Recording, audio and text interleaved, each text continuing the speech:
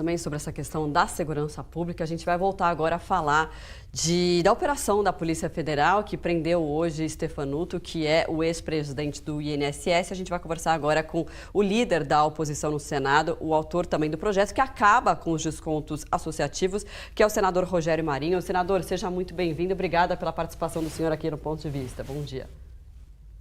Bom dia, Marcela. Eu só queria, desculpe, como eu estava assistindo aqui o final da sua entrevista, é dizer que o Haddad faz uma crítica ao DRIT, dizendo que ele não entende de crime nem de investigação.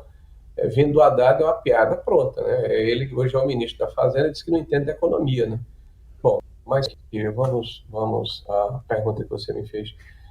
Nós ontem tivemos uma vitória muito importante para a população brasileira, em especial para os aposentados. Há quase 30 anos, desde 1994, esse desconto associativo era permitido, principalmente pela CONTAG, que é o sindicato, a confederação ligada à CUT, Central Única dos Trabalhadores, que é ligadíssimo ao Partido dos Trabalhadores. Durante 30 anos, esse pessoal tomou, literalmente, dinheiro dos aposentados rurais por todo o Brasil através dos sindicatos espalhados pelo território nacional.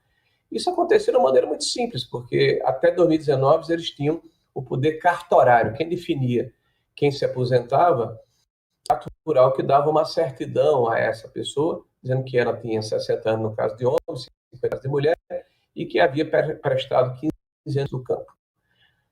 O governo começa acabando com essa vinculação, entregando isso às EMATEs e com uma transferência gradativa ao CNIS, que é o Cadastro Nacional, né? O Cadastro Único, que depois funda no CAD. Né? Nós entramos combatendo, através do 871, uma série que existiam dentro do sistema. Nós sabemos que o INSS sempre foi objeto, né, que é R$ 1 trilhão por ano em benefício, a preço de hoje, entre previdência, assistência social, seguro-defeso, pensão, aposentadoria, auxílio-doença. Então, é uma grande quantidade de dinheiro e os governos precisam, naturalmente, tomar posições, levantar barreiras, sistemas de proteção que permitam que isso, de alguma forma, seja mitigado. Acontece que, no início do governo do presidente Lula, cresce de forma geométrica a ação de reclamações de descontos associativos indevidos e o valor. Eu tenho uma ideia, nós saímos de 2.700.000 aposentados, que esse associativo no final de 2022, para 7.400.000 em meados de 25. Um acréscimo de quase 5 milhões, dobrou o número, triplicou, desculpa, o número de pessoas que iam fazer parte das associações. E as reclamações que eram 40 mil, 50 mil em média no período do Bolsonaro, foram para 1,5 milhão de reclamações por ano no final de 24. Né? Então, acabar com o desconto é fechar o ralo da corrupção. O PT ontem argumentou que a gente tem que separar joio do trigo. Então, não tem joio do trigo, só tem joio hoje. Sindicatos e associações picaretas, né, que se irmanaram e se especializaram em roubar dinheiro dos aposentados. É uma grande vitória para o Brasil.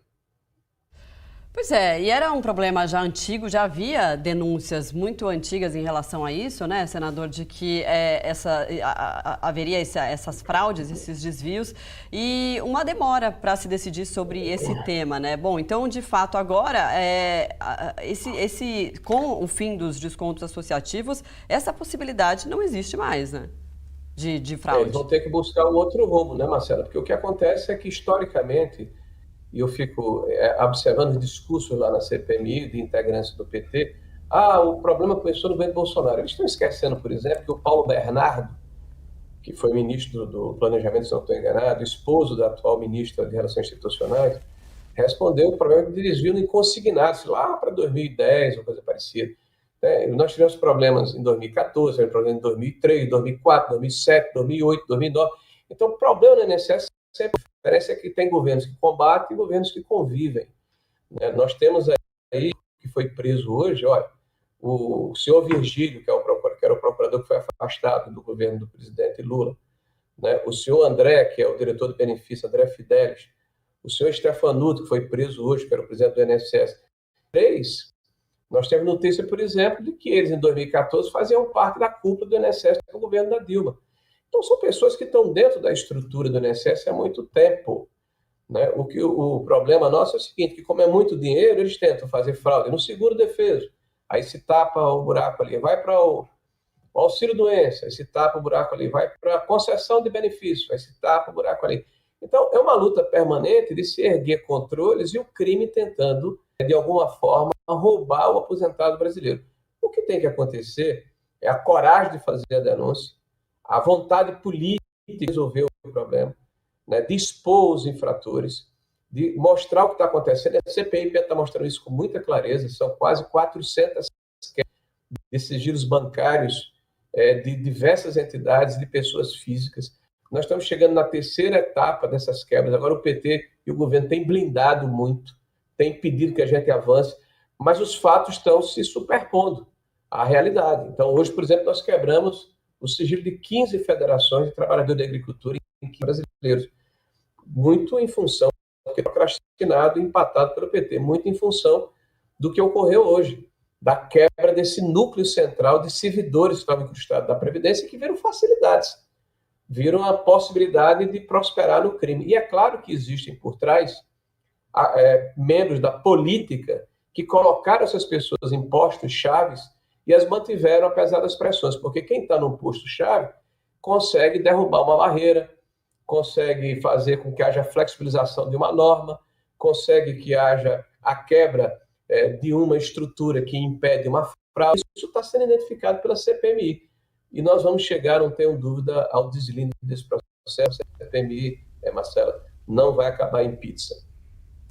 Agora, senador, bom, tem a prisão do Stefanuto, que foi o ex-presidente do INSS no governo Lula, mas também se a gente for olhar, ainda nessa operação de hoje, outro alvo foi o ex-ministro do Trabalho e Previdência no governo Bolsonaro, José Carlos Oliveira, que está usando tornozeleira eletrônica, não foi preso. Agora, se a gente for olhar, então, esse fato, não existe lado nessa história? Teve corrupção em todos os governos envolvendo a INSS? Não, eu tenho afirmado, Marcela, quem acompanha nosso trabalho da CPMI, que nós não temos bandido de estimação, nós não estamos blindando ninguém. Todos os pedidos de quebra, de convocação e de convite que foram feitos, nós somos favoráveis. São de um único, que foi a quebra do sigilo bancário de um denunciante, que foi o senhor Eli Coy. Nada a favor do senhor Eli Coy, nem nada contra. Mas quem denuncia é constrangido, então foi muito mais por uma questão, né, de respeito, de você preservar quem faz denúncia. Porque tudo isso está acontecendo porque o Eli Coy foi ao Metrópole e fez as denúncias que proporcionaram a instalação da CPMI. E note, nenhum membro do governo assinou a CPMI, como nenhum membro do PT assinou, com exceção do senador Contarato, tem que fazer justiça. Nenhum membro do PT assinou o pedido de urgência para acabarmos com os descontos associativos no Senado da República, apesar do discurso retórico. Então, se o senhor Oliveira tiver problemas, ele vai pagar por isso. Ele passou a ser ministro... Caiu, não? Ele passou a ser ministro da Previdência em março de 2022. O governo Bolsonaro substituindo o Onyx Lorenzoni. Chegou ao INSS em meados de 2021. Tá? Então, se ele, que é funcionário de carreira e antigo do INSS, e pertence a um partido político, que é o PSD, né, que estava na base de apoio na época, né, foi candidato, inclusive, a vereador pelo PSD, agora em 2024, em São Paulo. Se esse cidadão tem problema na justiça, nós não vamos blindá-lo de maneira nenhuma. Nós queremos que todos aqueles que são funcionários de carreira do INSS e que se acoluaram, né, para roubar o trabalhador brasileiro, eles têm que ser descobertos, têm que ser expostos, têm que pagar, e muito caro, porque não há crime mais hediondo do que roubar um aposentado que não tem como se defender. Então, nós não estamos querendo acobertar ninguém. Agora, esse momento é de muita resiliência, de muito sangue frio e de muito apoio ao trabalho que está sendo feito pelo Judiciário. E a CPMI está cumprindo seu papel. Veja que os pedidos de prisão foram todos fruto de pedidos feitos de prisões preventivas pela CPMI. Inicialmente, o senhor Maurício Camisotti e o senhor Antônio Camilo, que é o Careca, e agora mais 12 ou 14 pessoas que foram, inclusive, várias delas já ouvidas pela CPMI. Nós estamos ajudando o trabalho do Judiciário e o trabalho da polícia, apesar de toda a tentativa de blindagem que é feita pelo governo. Então, se o senhor Oliveira tem o que pagar, ele pague. Nós não estamos acobertando ninguém, nós, pelo contrário, fomos um governo que começamos o nosso governo combatendo a fraude e mantivemos essa postura durante todo o período do presidente Bolsonaro. Agora, funcionário de carreira do INSS que rouba, que deixa roubar ou que é usado por terceiros, esses, sem dúvida nenhuma, são o cerne, o núcleo central desse processo, mas foram acobertados por alguém que tem político, ou por alguns que têm mando político, e nós vamos encontrá-los. O senhor está falando, né, sobre o papel da CPMI, inclusive nessa operação de hoje. Queria que o senhor falasse também um pouquinho, então, sobre o peso que a CPMI está tendo na investigação no geral, né, na conclusão da investigação, e qual que é a expectativa até o final da CPMI? Olha, primeiro a CPMI ser instalada mudou muita coisa, porque lembrem-se que no início, quando aconteceram as denúncias iniciais, foi aberto um processo, e vários processos em diversos estados da federação. 17 a 18 estados. Aí, de repente, o STF avoca para si essa condição de se tratar de recursos federais, imagino, e há uma prevenção para o ministro Toffoli em função de um assunto que não tinha muito a ver com o processo, que era uma concessão de carta sindical na época do ministro da Justiça, Moro.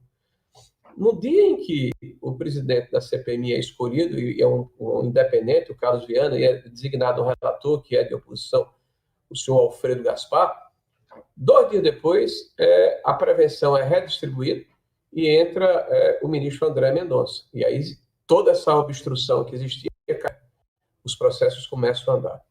Nós pedimos a prisão preventiva de 22 pessoas. 15 dias ou 20 dias depois foram presos, os primeiros foram presos, que eles estavam todos identificados, não haviam sido presos. A CGU e a AGU, apesar de ter identificado que haviam 40 entidades que eram passivas de corrupção, inclusive atestadas da CGU, estava fazendo a AGU uma investigação em 10 ou 11 entidades e, coincidentemente, a entidade do Sindinap, que era do irmão do Lula, né, a CONTAG, as entidades ligadas a associações sindicais, as principais centrais estavam fora. Após a CPMI, passaram todas a ser investigadas, né? Nós passamos a fazer um trabalho de mostrar ao público o que acontece nas entranhas da CPMI. Toda segunda e quinta-feira tem 10, 12 horas de reunião, onde é mostrado através de gráficos, da quebra dos sigilos, para onde foi o dinheiro. Nós já estamos na terceira camada. Descobrimos, inclusive, associação com alguns políticos. Infelizmente, o governo, por enquanto, tem blindado. Mas hoje, inclusive, o presidente da comissão já nos colocou que todos aqueles pedidos de quebra que estão sobrestados, porque o governo não quer votar daqui a 10 dias vão ser votados, porque cada um coloca sua digital. Quem quer ser protegido, quem quer blindar e quem quer fazer. Então, a CPMI tem feito um trabalho extraordinário no sentido de não deixar que esse assunto seja varrido para debaixo do tapete, para que ele não fique morno. E eu acho que a principal ação que eu diria profilática, pedagógica e saneadora que a CPMI ocasionou até agora, além do que eu já elenquei, foi o fato de que o Senado da República aprovou, já tinha sido aprovado na Câmara, sem o voto houvesse a urgência de nenhum integrante do Partido dos Trabalhadores do PT, do desconto associativo. Então, a gente fecha de uma vez por todas esse ralo da corrupção. Então, agora eles vão ter que buscar um outro, e as autoridades têm que ficar atentas, porque essa turma é muito acostumada a meter a mão no bolso do trabalhador. Senador, como é que o senhor está acompanhando esse debate do PL antifacção na Câmara dos Deputados e depois, caso ele seja aprovado por lá, né, depois dessa discussão sobre o texto, que deve ficar a votação para a semana que vem, como que isso deve tramitar no Senado? Olha, vamos aguardar primeiro o desfecho do processo lá na Câmara, né? É uma oportunidade da sociedade brasileira demonstrar de forma cabal a sua reação, a sua repulsa, a forma condescendente com que o governo do presidente Lula trata o crime organizado no país. E falo isso pelas declarações do presidente. O presidente foi aquele que, num discurso, disse que roubar um celular não era motivo de prisão, porque rouba, teoricamente, é vítima da sociedade, né, e não pode ser preso. Roubou para tomar uma cervejinha. O presidente vai à Ásia e afirma que o traficante é vítima do usuário, numa inversão completa de valores. O ministro da Justiça, o Lewandowski, ele comemora o fato de que nas audiências de custódia 50% dos presos são liberados, o que mostra que a polícia está enxugando gelo. Prende a justiça, solta, mesmo aqueles que têm folha corrida e antecedentes criminais. Então, é uma oportunidade de recrudescermos o processo de endurecimento de penas, acabar com regalias para o crime organizado, dotar o judiciário de instrumentos e a polícia de instrumentos para fazer não só uma ação preventiva, repressiva, preventiva e profilática. E eu acho que, principalmente, tem que ser esse momento para se equiparar essas facções a narcotraficantes, a terroristas, porque eles se apropriaram de um pedaço do país. A gente não pode deixar o Brasil virar uma Colômbia ou uma Venezuela. Hoje, aproximadamente 30 milhões de brasileiros em territórios faccionados, onde só se entra se o crime organizado permitir, o chefe do crime organizado. E o governo acha que isso é uma invasão de soberania. O mesmo governo que apoia a Venezuela, o Irã, que apoia o regime totalitário de todo mundo, que participa do Foro de São Paulo, que tem narcos como integrantes. Então, eu acho que é uma oportunidade que a sociedade tem de mostrar sua repulsa ao crime organizado e esse descaso que o atual governo tem com essa ação de pública tão necessária para a segurança da população. Muito bem, a gente conversou com o líder da oposição no Senado, o senador Rogério Marinho. Senador, obrigada pela participação do senhor aqui com a gente. Sei que está acontecendo também hoje a sessão ali na CPMI. O senhor teve um espacinho aí na agenda para falar com a gente. Obrigada, viu? Obrigado. Vamos voltar lá. Um abraço.